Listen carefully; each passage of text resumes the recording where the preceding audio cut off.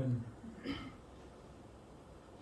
새해가 되어지면요 2022년엔 그리스도인답게 삽시다 라는 제목을 붙여봤습니다. 한 살 더 먹었습니다. 먼저 몇 살이야? 8살. 벌써 8살이었어. 저는 8살. 그 예은이는 18살. 우리 어머니가 15세 시집을 왔어요. 우리 아버지가 결혼할 때 15살. 그리고 18살 때 그 경사에 있는 형님을 낳았어요. 18살 때. 예은이는 그런 18살. 그렇게 어린 나이 지금 학생이라고 해가지고 아직까지 어리다고 표시하는데 요즘이니까 그렇지만 옛날에 같으면 18부터는 벌써 애기 나이 가정을 가지고 그만한 어른이었죠. 지금도 만 19세를 성인으로 인정합니까 지금? 옛날에는 20세였는데 지금 19세 투표권 나오죠? 18권 나오는 성이지. 그래서 18세면은 어린 나이가 아니다. 예찬이 나서까지 어린 이렇게 우리가 한 살을 더 먹으면 나이를 알게 되고 또 세월을 알게 되고 또 그렇게 됨으로 통해 가지고 사회성을 가지게 되고 조금씩 그렇게 되어 갑니다. 그런데 그 세월 가는 것, 나이 먹는 것, 거기다가 또 내가 누구인지, 우리 아버지가 누구인지 이런 것들을 모르고 자기 정체성을 모르고 살아가는 사람들을 우리는 정신병자라고 이야기를 합니다. 우리는 성경 여러 부분에서 여러 부분에 보면은 자신의 정체성을 모르고 자신이 누구인지도 모르고 살아가는 그런 정신병자들이 많이 있기도 하죠. 또 귀신 들린 자들. 예수님께서 그런 사람들을 고쳐주시기도 하였습니다. 긍휼을 베풀어 주셨죠. 그런데 사실은 이 말씀을 드리는 것은 그렇게 눈에 드러나는 그런 정신병자 뿐만 아니라 이 땅에 살아가고 있는 오늘날 현대에 살아가고 있는 대부분의 사람들, 수많은 사람들이 특히 예수 믿는 사람들 중에서도 자신의 정체성을 모르고 살아가는 정신병자 아닌 정신병자들이 참으로 많다 하는 사실입니다. 누가복음 15장에 그 어떤 사건이 나옵니까? 탕자의 비유가 나오죠. 탕자의 비유가 우리에게 감동을 주는 것은 그 탕자의 아버지가 묻지도 따지지도 아니하고 조건 없는 사랑으로 그 아들을 맞아주는 데에 있습니다. 그러나 그뿐만 아니라 그 아들이 그냥 방탕하게 그렇게 자기 정체성을 잃어버리고 그렇게 살아가다가 죽게 되었을 때 그때쯤이야 자기를 깨달아요. 아버지를 생각하게 되고 자기 집을 생각하게 되고 나에게 아버지가 있구나. 내가 지금 이런 형편에서도 내가 지금은 돼지보다 못한 그런 존재처럼 그렇게 보이지만 실제로 나는 저 돼지하고 다른 것은 나에게 아버지가 있다는 자기 자신을 발견하게 되는 것입니다. 그 때문에 아버지께로 돌아오게 되는 것이고 그에게 회복이 일어나게 되었던 것을 우리는 잘 알고 있습니다. 그렇다면 과연 이 말씀을 듣는 오늘 우리들은 어떠한가 하는 것입니다. 저와 여러분들이 하나님의 자녀라고 말은 하면서도 정말로 그 하나님의 자녀라는 것을 몸소 알고 있느냐 하는 것입니다. 실제 그걸 체험하고 깨닫고 그렇게 살아가고 있느냐. 내가 그리스도인하고 우리가 그리스도인하고 늘 얘기를 합니다. 오늘 이 자리에 나온 것은 내가 그리스도인이라는 것을 알기 때문에 여러분 이 자리에 나온 것 아니겠습니까? 예배 자리에 나왔습니다. 그러면은 내가 그리스도인이라 그러면은 내가 어떻게 그리스도인이 되었으며 그리스도인 되기까지 그리고 또 그리스도인으로서 내가 어떤 삶을 살아야 하는지 그리스도인의 모습이 내게 있는지 이런 것들을 우리가 한번 생각을 해 보아야 하는 것입니다. 그리스도인이라면 똑같이 새해가 시작이 되는데 예수 믿는 사람이나 안 믿는 사람이나 그리스도인이나 비그리스도인이나 똑같이 해는 밝아오고 2022년 새해가 시작이 되었습니다. 그런데 우리가 똑같이 세상 사람들과 예수 믿는 사람들과 똑같은 목표와 목적과 그런 것들을 향해서 달려간다면 우리는 무늬만 그리스도인일 뿐이지 실상은 우리의 정체성을 잃어버린 그런 자가 아니겠느냐 하는 것입니다. 이번 주일부터 에베소서를 설교를 하려고 합니다. 지난 주일 이후에 또 그 이전부터 뭐 생각을 여러 번 했습니다만 내년에는 어떤 설교를 해야 되겠는가. 그래서 가만히 생각해 보니까 제가 그 새벽기도 때는 에베소서를 강의를 한 적이 있습니다. 저뿐만 아니고 수많은 사람들이 에베소서를 신학자들이라든지 뭐 목사님 많은 목사님들이 에베소서를 참 좋아해요. 칼빈도 참 에베소서를 좋아했다고 얘기를 하고 에베소서를 극찬했던 그런 경우가 있습니다. 나는 이 에베소서 그래서 저도 신앙 초기부터 에베소서를 좋아해가지고 우리 그때 당시에 그 전도사님이 에베소서를 권해주더라고요. 그래서 제가 신앙하기 전부터 에베소서를 참 좋아하고 많이 읽었습니다. 지금 치면은 안 채워봐서 모르겠는데 그때 벌써 신학교 가기 전에 에베소서를 한 1000번 정도 읽었으니까 엄청 많이 읽었지요. 그리고 14시절부터 에베소서에 관한 그런 책들을 보고 특히 그 박영선 목사님,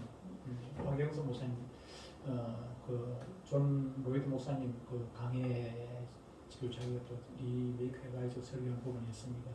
그런 거라든지 이런 것들을 또 일령도교회 박정대 목사님 책도 보고 이 에베소서에 관한 책들이 저에게도 많이 있습니다만 그런데 제가 그렇게 좋아하고 많은 사람들이 좋아했던 에베소서를 제가 설교를 제대로 안 해봤더라고요. 안 해보고 부분적으로 떼서는 하긴 했는데 그래서 금년도에는 에베소서를 좀 깊이 있게 차근차근 설교를 해 보려고 합니다. 그런데 이 사도 바울은 이 바로 에베소서에서 바로 조금 전에 얘기했던 그런 문제들을 지적을 하고 우리가 안다고 말을 하지만은 무리는 있는 것 같지만은 실상은 알지 못하고 실천하지 못하고 있는 본질적인 문제 바로 그리스도인다운 삶, 그리스도인된 또 그리스도의 그 본질, 그리스도의 본질이라기보다 복음의 본질을 할 수 있겠죠.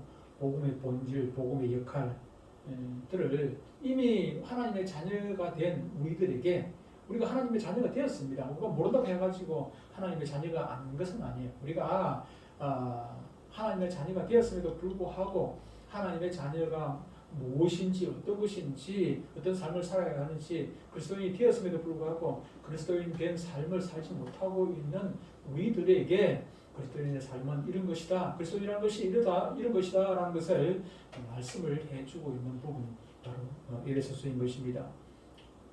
초대교회의 그리스도인들이 적은 숫자였습니다. 그럼에도 불구하고 많은 엄청난 일들을 하게 된 것을 보게 됩니다. 우리 대한민국도 마찬가지죠. 지금으로부터 50년 전, 70년 전, 100년 전 그때는 그리스도인이 몇 명 되질 않았어요. 지금부터 100년 전 같으면 그리스도인이 한 1%도 안 됐단 말이에요. 1%도 안 되는 그런 상황에서 어떻게 3.1운동이라든지 독립운동이라든지 나라와 민족을 위해서 큰 일을 하고 많은 사람들이 좋은 영향을 끼치고 그렇게 할 수 있었겠습니까? 지금은 그때하고 전혀 반대되는 그런 상황이지 않습니까? 바로 그들이 초기 기독교인들이 그리스도인의 정체성을 알고 그리스도인다운 삶을 살았기 때문에 그런 큰 일을 감당할 수가 있었던 것입니다. 초대교회의 부흥은 교회에 정비된 어떤 조직, 지금 뭐 교회들마다 조직이 잘 돼 있죠. 잘 돼 있습니다. 조직이라든지 또 잘 정돈된 교회의 어떤 프로그램, 지금 프로그램, 저도 프로그램을 참 좋아합니다. 그래서 프로그램을 이런 거 저런 거 만들기도 하고, 제가 부교육교 시절에도 이런 프로그램, 제가 이 교회 저 교회 있을 때 프로그램을 만들어 가지고 교회에서 적용을 하기도 하고 그렇게 했습니다만, 각 교회들마다 좋은 프로그램들 많고, 조직적인 어떤 그 조직이 피라미드 조직이 쫙 잘 되어 있습니다. 잘 되어 있죠. 조직이 잘 되어 있습니다. 근데 초대교회에 그런 조직들이 있었겠습니까? 그런 프로그램들이 있었겠습니까? 그런 것 가지고 세상을 변화시키고 감동을 주고 그렇게 되지는 않는 것입니다. 며칠 전에 그 어떤 방송국에서 발표를 한 통계를 보았습니다. 통계를 보았는데 한국의 4대 종교, 뭐 크게 보면 두 가지인데 기독교와 불교인데 그걸 좀 시원하게 4대 종교라고 합니다.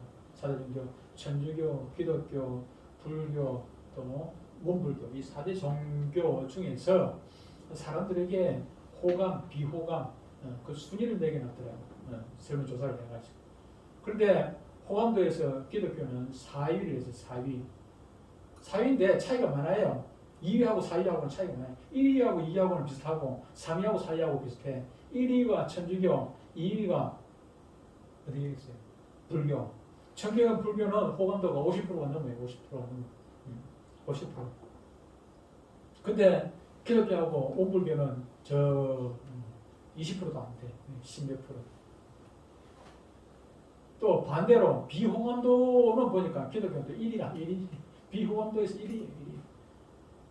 1위고 기독교하고 비슷하게 원불교가 약간의 차이로 2위를 했고. 왜 그렇습니까? 숫자는 많은데.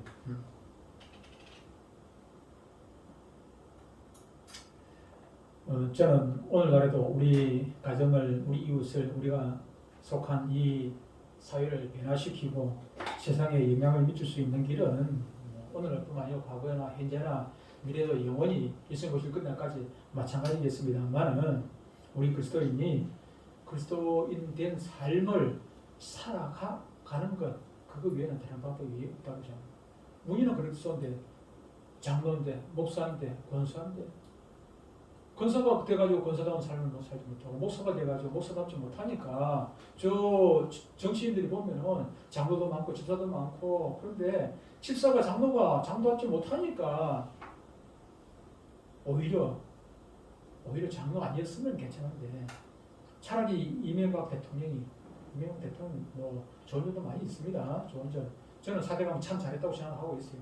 좋은 점도 많이 있는데 그럼에도 불구하고 세상 사람들의 기대에는 영 못 미쳤단 말이에요.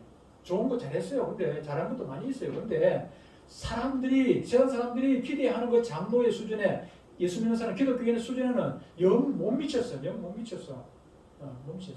그러니까 욕을 먹는 거예요. 그 사람 차라리 그냥 교회 처음 나오고 그냥 뭐 지사도 아니고 그냥 그런 사람이었으면 새신자였으면은 초신자였으면은 상관이 없어요. 장로를 하면서 오늘 본문 1절에서 사도 바울은 그리스도인이란 어떤 사람인가에 대해서 좀 그리스도인이 어떤 사람인가에 대해서 세 가지로 얘기를 해주고 있습니다.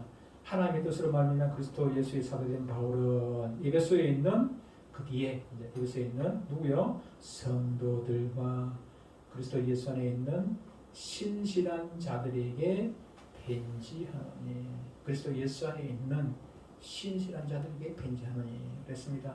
첫 번째로 사도 바울은 우리 그리스도인들을 뭐라고 표현했습니까? 성도라고 표현을 했다는 성도라고 부르고 있다는 것입니다. 바울이 성도라는 단어를 사용할 때 그 의미는 항상 구별되고 성도라는 말이 그런 것입니다. 구별되고 정결함을 유지하는데 거기에 있는 것입니다.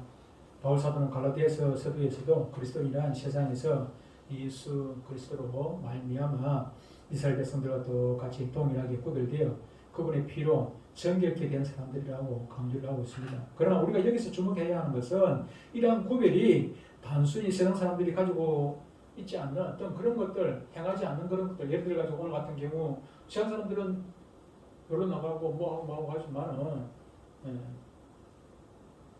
구별되게 오늘 교회 나왔다. 이것 때문에 우리가 우리 보고 성도로 하는 것은 결코 아닙니다. 세상 사람들은 헌금 안 하지만 우리는 헌금하고 11조하고 뭐하고 한다고 해가지고 그걸 가지고 구별되었다. 성도라 그렇게 부르지는 않는다 하는 것입니다. 중요한 것은 그리스도인들이 진정으로 예수 그리스도께서 보여주신 그러한 인격과 성품들을 가지고 그런 노래도 있죠. 하나님의 꿈이 나의 비전이 되고 예수님의 성품이 나의 인격이 되고 성령님의 권능이 나의 능력이 되게 하도록 원하고 바라고 기도합니다. 우리 찬양하면 원하고 바라고 기도합니다. 예수님의 성품이 나의 인격이 되어가지고 그것을 실천하고 있느냐 하는 것입니다. 그것이 그리스도인과 비그리스도인의 성도, 그리스도의 성도라는 말과 구별된다는 뜻의 의미가 있는 것이죠. 만약 우리들 주변에서 많은 사람들이 고민하고 어떤 그런 인생의 문제가 있는데 그것을 우리에게 나와 끄집어내가지고 질문하지 않는다면, 도움을 구하지 않는다면 그것은 우리가 그리스도인답지 못하기 때문에. 제가 가끔가다 우리 마을 주민들 중에서 저한테 어떤 일들을 의논하고 또 도움을 청하고 그렇게 하는 사람들이 있어요. 근데 그 사람들이 저 가만 보니까는 내가 목사라고 생각해서 그분들이 나한테 도움을 청하거나 질문을 하거나 그렇게 하는 것은 아니라, 왜? 내가 마을의 통장이기 때문에 나한테 의논을 하고 질문을 하고 도움을 구하고 그렇게 해요. 저 시청에 가서 좀 어떻게 해달라고, 동사무소에 가서 어떻게 해달라고, 또 내가 이런 캠핑 이런 데 도움을 달라고 그렇게 부탁을 하는 거예요. 부탁을 내가 통장이니까. 근데 좀 마음이 씁쓸하죠. 내가 전에 통장을 안 할 때는 그러지 않았는데 통장이 되다 보니까 통장이라고 그렇게 하는.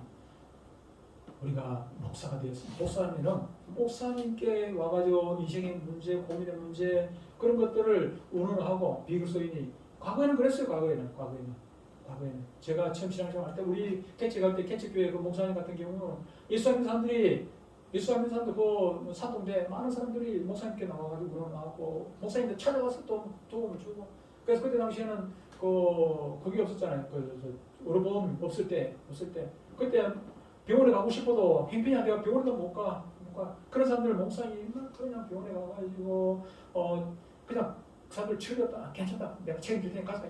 그래가지고 병원에 가가지고 막 병원에 해동병원에 원장 조평내 원장한테 가가지고 막 부탁하고 그냥 병원에 그냥 입원시키고 뭐 치료하고 또 수술하고 나중에 퇴원하게 되면은 돈 없지요. 돈 없으면 그냥 돈 있는 대로 내가 하고 나머지는 그냥 내가 책임질게.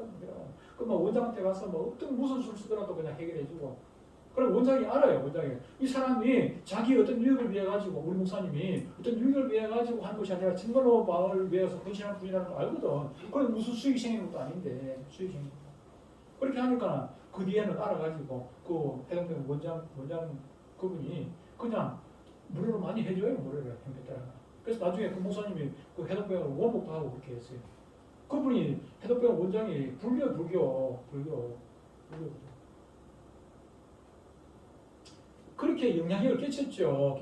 그 시에는요, 우리 목사님뿐만 아니라 많은 목사님들이 이렇게 여론조사를 하면은 그렇게 그때 당시에는 호감도가 기독교가 최고였죠. 앞으로 괴로운 상대 누구? 목사. 지금은 뭐 목사 사모 될까 봐가지고 그냥 그걸 조절하는 그런 시대가 되었습니다. 그리스도인 된 우리들과 자신들이 본질적으로 세상 사람들과 다르지 않게, 세상 사람들 눈에 다르지 않게 되기 때문에 내한테 뭘 의논하겠어요? 니랑 내랑 똑같은데 니랑 내랑 다르게 뭐 있노? 이런 시험 가지고 예를 들어 똑같이 물에 빠진 사람 보고 물에 빠진 사람 보고 나 좀 구해달라고 얘기를 하겠습니까? 얘기를 하죠. 물에 안 빠진 사람 보고 구해달라고 얘기하지. 지나 똑같은데 해결할 능력이 없다고 보는 거죠. 그러니까 저한테 질문을 안 하는 것입니다. 의논을 안 하는 것입니다. 성도는 예수를 통해서 보여주신 이 길과 성품, 그리고 그분의 뜻을 따라 살아가는 독특한 그리스도인만의 삶을 가지고 있을 때, 구별된 삶을 살아가고 있을 때 세상 사람들과 다르게 보여지고 세상 사람들이 우리를 두려워하게 되고 우리를 의식하게 되고 그렇게 되는 것 아니겠습니까? 두 번째로 사도 바울은 우리 성도들을 신실한 자들이라 이렇게 표현을 했습니다. 신실한 자들. 1절에서 에베소에 있는 성도들과 그리스도 예수 안에 있는 신실한 자들이다. 이렇게 표현을 했습니다. 이 신실이라는 표현을 원어에 참 가깝게 그렇게 번역을 했다고 생각을 합니다. 원어적으로 보면 신실한 자들이라는 원어로 보면은 아주 가깝다 그렇게 볼 수가 있습니다. 헬라어로는 피스토스라고 하는데 이 믿음을 행하는 자. 신실이 무엇입니까? 신자는 믿을 신자고 이 실은 열매 실자 열매. 믿음의 열매, 믿음의 열매, 믿을 만한 열매, 믿을 만한 열매, 믿음의 열매. 그게 신실이거든요. 신실한 자. 다시 말하면 우리 신앙적으로 대비를 해보면은 믿음의 행함이 있는 그런 자가 신실한 자예요. 믿음의 열매가 있는 자, 믿음의 열매가 있는 자. 믿음으로 행함으로 그 행함이라는 것이 열매라는 것이 행함으로 드러나야 그게 열매지 않습니까? 마음속으로 입으로만 고백한다고 열매가 맺히지는 건 아니거든요. 입으로만 하는 것이 아니라 마음으로 가지고 있는 것이 아니라 그 실천함으로 드러나는 것, 그것이 열매인데, 그런데 그 표현이 바로 이 피스토스를 번역을 하기를 우리 신실한 자라고 이렇게 번역을 했는데 참 그 잘했다 하는 그 생각이 듭니다. 요한복음 10장 보면은 부활하신 예수님께서 제자들 앞에서 나타나셨을 때 그때 도마가 없었죠, 그렇죠? 처음에 도마가 없었어요. 도마가 없었어요. 그래서 나중에 예수님이 또 가시고 난 다음에 뒤늦게 도마가 왔거든. 도마가 왔는데 예수님의 제자들이 도마에게 부활하신 예수님이 왔다 갔다 우리가 봤다. 그러니까 그렇게 얘기하는데 한 사람도 아니고 많은 사람들이 그 자리에 있는 많은 사람들이 다 얘기를 하면은 자기가 안 봐도 좀 믿을 만한데, 그래 도마는 절대로 못 믿겠다. 내가 예수님 손에 그 못자국에 손도 보고 옆구리도 내가 손도 보고 그렇게 해야 내 눈으로 확인하고 내가 믿겠다. 확인하지 않으면 절대로 못 믿겠다. 그렇게 얘기를 하거든. 그런데 여기 보면 8일 후라고 되어 있어요. 20장 27절에 보면은 예수님께서 많은 제자들이 있는 가운데 도마가 그날 그 있는 가운데 예수님께서 다시 오셔가지고 도마야 네 손가락을 내밀어 내 손에 넣어보고 내 손 입자국에 넣어보고 네 손을 내밀어 내 옆구리에 넣어보고 그러고 난 다음에 뭐예요? 믿는 자가 되고 믿는 자가 되라 그렇게 말씀했던 거예요. 믿는 자. 거기에 믿는 자란 뜻이 오늘 조금 전에 얘기한 신실한 자, 피스토스 똑같다는 소. 믿는 자, 신실한 자, 믿는 자, 신실. 그냥 마음으로 그냥 뭐 입으로만 하는 것이 아니라 그걸 확실하게 100% 확인하는 믿음이에요, 그죠?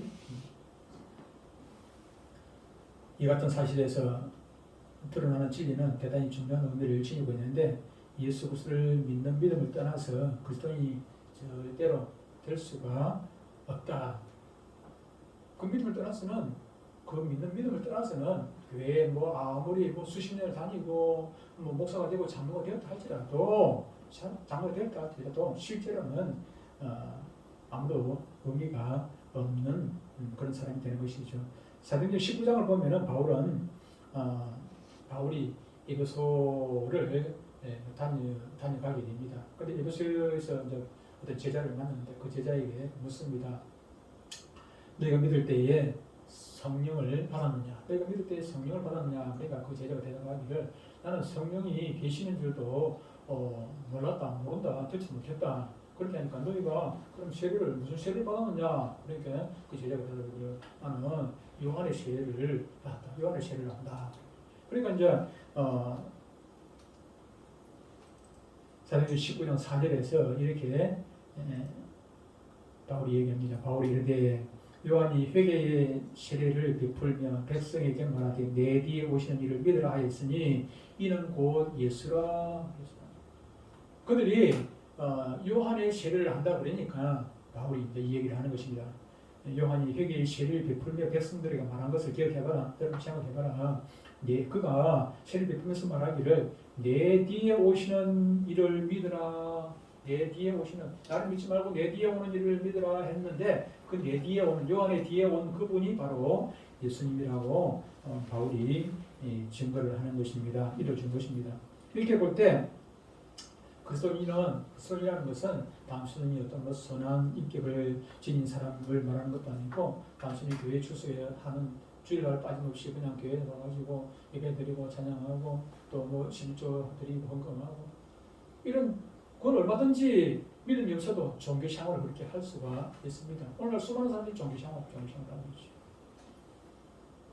그리스도인이라는 것은 오늘 바울이 본문에서 말하는 그리스도인이라는 것은 신실한 자라는 것은 이렇게 단순히 교회 왔다 갔다 출석하는 무늬만 그리스도인인 것을 말하는 것이 아니라 하는 것입니다.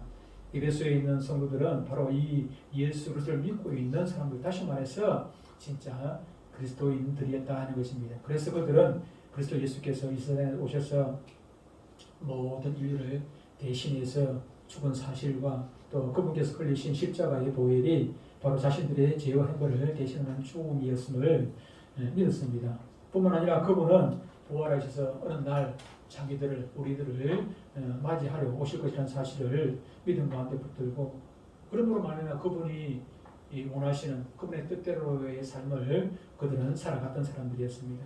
그러므로 그리스도인이란 교회를 다니는 사람이냐 아니냐가 결코 아닌 것입니다. 정말 중요한 것은 에베소 교회 성도들이 믿고 있었던 바로 그 예수 그리스도 그리고 그분이 말씀하시고 가르치신 진리를 믿고 따르는가 하는 것입니다. 따르는가 따르지 않는가.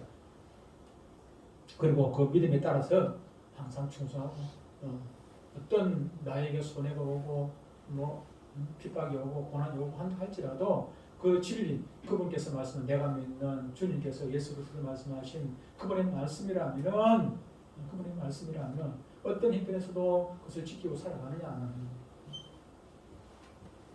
이러한 이유에서 초대교회 그리스도인들 중 대부분이 예수님을 나의 주님이라고 그렇게 고백했습니다. 그때 당시에는 우리는 쉽게 생각하죠. 예수님은 나의 주님이라고 고백하는 건 너무 쉽죠. 근데 그때 당시에는 그렇지 않았습니다. 왜 그렇습니까? 그들의 주님이 따로 있었으니까. 그들의 주님이라고 부를 수 있는 사람이 따로 있어요. 북한에는 그들의 주님이 누굽니까? 저들의 하나님이 누굽니까? 김승 아닙니까? 로마시 이때 당시에 초대교회 이때 당시에 그들에게 주님은 누구였냐면 로마 황제였단 말이에요. 로마 황제. 그래서 곳곳에다가 신전을 지어놔놓고 황제를 숭배하도록 그렇게 만들었지요. 그렇지요. 그런데 그들은 끝까지 예수님이 나의 주님이고 로마 황제는 나의 주님이 아니라고 그렇게 거부하다가 그들은 죽어갔던 것 아니겠습니까? 어떤 경우에는 떡불로 매달려서 죽기도 하고 그렇죠. 떡불로 매달려서 죽기도 하고 어떤 사람은 화형을 당하기도 하고 어떤 사람은 사자불에서 그냥 사자의 밥이 되기도 하고 그냥 요즘 총 쏴가지고 그냥 딱 죽여버리면 그냥 간단한데 그러지 않냐고 사자가 죽여 물리 불에 타지고 거꾸로 매달아놓고 그냥 금방 죽지도 않고 거꾸로 매달아놔서 얼마나 고통스럽겠습니까? 떼알 끝에 저기 누구야? 문중경 전사님. 그런데 며칠 있다 가보니까 다 익었더래요. 떼알 끝에 그냥 그 사장 바닷가에 그냥 살이 다 익었어요. 그래서 옷을 못 벗기지 못했다는 다 익었어요. 옷을 갈아입혀야 되네.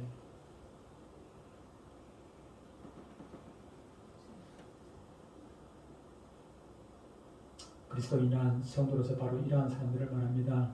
이 사람들은 자신이 믿는 이가 누구인지 분명히 아는 사람들입니다. 그리고 한 걸음 더 나아가 자신이 믿는 이가 누구인지를 분명히 알고 있기 때문에 주님 예수 그리스도를 부인하는 것보다 차라리 죽는 편을 선택했다 하는 사람들입니다. 세 번째로 생각할 것은 사도 바울은 성도를 그리스도 안에 있는 자들이라 그렇게 표현했습니다. 1절에서 에베소에 있는 성도들과 그리스도 예수 안에 있는 자들이라고 표현을 한 것입니다. 사도 바울은 에베소서 4장 15절에 이렇게 표현합니다. 4장 15절에 오직 사랑 안에서 참된 것을 하여 범사에 그에게까지 자랄지라 그는 머리니 고 그리스도라. 16절에 그에게서 온몸이 강바들을 통하여 도움을 받음으로 연대되고 결합되어 각 지체의 분량들이 역사하여 그 몸을 자라게 하며 사랑 안에서 스스로 세우느니라 이렇게 말씀을 하고 있습니다. 그러므로 그리스도인이 된다는 것은 그리스도를 믿기만 하고 그분 밖에서 머뭇거리고 그렇게 살아가는 그런 사람들을 의미하지 않습니다. 그리스도인이라는 것은 그분 예수 그리스도와 연합된 사람들 늘 자주 얘기합니다만 접붙인 것. 여러분들 접붙이는 걸 못 봐서 못 보셨겠지만 여러분들이 맛있는 단감 먹죠. 단감 먹는 건 100%다 접을 붙인 것이고요. 접만 붙이면 단감이 그렇게 나올 수가 없어요. 여러분 단감뿐만 아니고 대부분 홍식이 그것도 마찬가지입니다. 다 접을 붙입니다. 접만 붙이면은 그런 감이 나올 수가 없어요. 예, 돌감은 그렇게 안 됩니다. 벌레도 먹기도 하고 크기도 아주 그냥 조그만하고 못 먹지. 먹을 게 없어요. 씨만 막 바글바글 먹을 게 없죠. 접을 붙이면 거기다 갖고 접을 붙이고 그러면은 전혀 다른 종이 되는 것이죠. 다시 말하면은 우리가 저와 여러분들이 돌감나무 성에 돌감나무 이렇게 냈죠. 거기다가 갖다 창감나무이신 주님께 우리가 접을 붙여가지고 붙었단 말이에요. 그러니까 우리가 누구의 예수님의 진액을 빨아먹고 우리는 창감나무가 되는 것이죠. 진짜. 로마서 5장 말씀을 보면은 우리는 본래 누구에게 있던 자들입니까? 아담 안에서. 죄인된 아담 안에서 아담과 하나가 되어가지고 우리 살아가던 사람들입니다. 소망 없이 살아가던 사람들입니다. 그런데 이제는 새로운 아담, 마지막 아담, 예수, 아담에서 다시 새롭게 태어나가 예수님께 접붙이는 그런 사람입니다. 전혀 소망이 없는 아담이었지만은 이제는 예수님께 접붙임으로 말미암아 그분과 함께 영광의 자리에 들어가 있는 사람들이 바로 우리들이라 하는 것입니다. 그런데 로마서 6장에서 보면은 뭐라고 얘기하면은 우리가 그리스도 하나 되어 함께하는 자들이기에 예수 그리스도의 죽으심은 곧 나의 죽음이 되고 예수 그리스도의 부활은 곧 나의 부활이라고 그렇게 로마서 6장에서 설명을 하고 있습니다. 오늘날 우리들이 누리는 영육간의 모든 축복의 사실들은 바로 우리가 오직 예수 그리스도 안에 있음으로만 누릴 수 있는 것들입니다. 그러기에 요한복음 15장에 포도나무 얘기가 나오죠. 15장 5절에 이렇게 말씀합니다. 나는 포도나무요 너희는 가지라. 그가 내 안에 내가 그 안에 거하는 사람이 열매를 많이 맺나니 나를 떠나서는 너희가 아무것도 할 수 없음이라 라고 주님께서 친히 말씀해 주셨습니다. 이제 우리가 예수 그리스도 안에 있다고 하는 이 사실 때문에 더 이상 우리들의 연약함이나 무능력을 말하지 않아야 됩니다. 왜냐하면 열매는 내가 맺는 것이 아니기 때문입니다. 열매는 내가 맺는 것이 아니라 열매는 예수님께서 맺습니다. 단지 우리는 예수님께 붙어 있는가 안 붙어 있는가. 아무리 예수님께서 우리에게 열매를 주고 싶어도 우리가 예수님께 붙어 있지 아니하면은 그리스도 안에 있지 아니하면은 결코 우리는 어떠한 열매를 맺을 수가 열매는 맺긴 맺는데 악한 열매를 맺는 것이 악한 열매. 예수님께 붙어 있으면은 선한 열매를 맺게 되는 것이에요. 지금 우리들이 해야 할 일은 오직 하나밖에 없습니다. 우리가 그분 안에 거하고 있는가? 아니면은 무늬는 그분 안에 거하고 있는데 무늬는 포도나무인데 무늬는 포도 가지인데 그분께 붙어 있지 않냐면은 무늬만 포도나무지요. 무늬만 포도나무죠. 우리가 생각할 것은 내가 지금 오늘날 어제 아래가 아니고 지금 현재 내가 그리스도께 붙어 있는가, 그리스도 안에 있는가, 그것을 우리가 확인해야 하는 것입니다. 세상 사람들이 우리에게 관심을 갖는 것은 무엇입니까? 우리가 예수 믿으라 복음 저도지 나눠주고 뭐 화장지 나눠주고 뭐 나눠주고 하는 거기에 관심이 있습니까? 아닙니다. 우리가 어떻게 그리스도인 답게 사는가 안 사는가 그게 관심이 있죠. 늘 사기치고 거짓말하고 뭐 오만 더러운 추한 죄를 다지고 살면서 예수 믿으라고 하면은 니나 잘 믿으라 그렇게 얘기하죠. 그렇게 얘기하죠.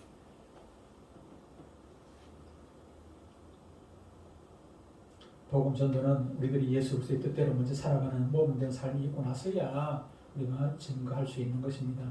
만약 그러한 선행된 성결한 삶이 없이 증거되어진다면 그것은 복음 전도가 아니라 오히려 복음 전도의 문을 막는 꼴이 되고 마는 것입니다. 오늘 작은 교회들이 개척교회 작은 교회들이 왜 어렵습니까? 개척교회 하기 힘든 그 이유는 왜 그런 것입니까? 전도가 안 되는 이유는 우리의 잘못도 물론 뭐 있을 수 있지만 그것보다도 지금 매스컴에 나오는 수많은 기독교인들의 무지 때문에 세상 사람들이 기독교를 아까 비호감도 1위로 꼽고 있는 것입니다. 기독교가 비호감도 1위니까 전도가 되겠습니까? 전도가 안 되죠. 왜? 저와 여러분들이 잘못된 삶을 살았기 때문이고 그보다 더 큰 원인은 좀 이 나라 이 민족의 지도자 되는 사람들 지도급의 정치인들, 지도급에 있는 그분들이 또 아니면은 종교 지도자들, 총회장이나 뭐 저런 사람들이 시물에 오르내리고 좋은 데서 좋은 일로 오르내리면 괜찮은데 안 좋은 일로 오르내리고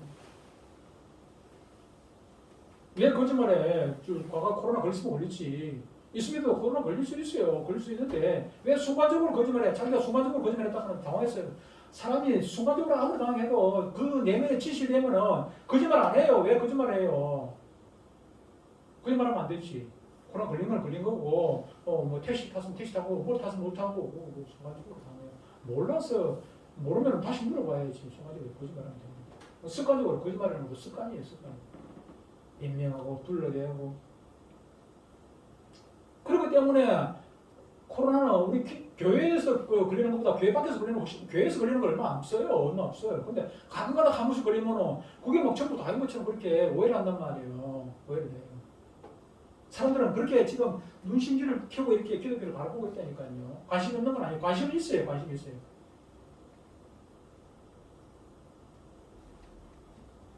세상은 거룩하고 성결된 삶을 살아가는 그리스도인을 통해서 예수 그리스도를 만나게 되지, 입으로만 증거되는 거짓된 삶을 통해서 예수 그리스도를 만나는 것은 결코 아닙니다. 결코 세상은 우리들이 그리스도인이라는 사실 때문에 그들이 놀라거나 그들이 우리에게 의지하거나 그러지 않는 것입니다. 우리의 작은 것 하나부터 실천하는 그리스도인 된 삶을, 그리스도인답게 사는 그 삶을 통해 가지고 거룩한 삶을 우리가 살 때에 그것으로 말미암아 세상 사람들은 우리를 인정하게 되고 우리를 의지하게 되고 우리를 따라오게 되고 아니겠습니까? 그러므로 우리가 세상 앞에서 성결된 삶을 살지 못하면은 우리가 세상에서 우리들 자신이 그리스도인이라고 고백하는 것은 아무런 의미도 가치도 없지. 우리가 세상을 걱정하고 우리가 나라와 민족을 걱정하고 우리가 안 믿는 사람들을 걱정해야 되는데 오히려 안 믿는 사람들이 예수 믿는 우리를 걱정하는 시대가 되었습니다. 새 첫 주일입니다. 금년 한 해 우리 모두 하나님의 선하신 뜻에 따라 구별된 신실한 자들로서 그분의 뜻에 따라 선한 삶을 살아갈 뿐만 아니라 우리 주 예수 그리스도와 하나된 연합된 삶을 통해서 그리스도의 열매를 많이 맺고 하나님께 영광 돌리는 저 여러분 되시기를 주의 이름으로 축복합니다. 기도하겠습니다.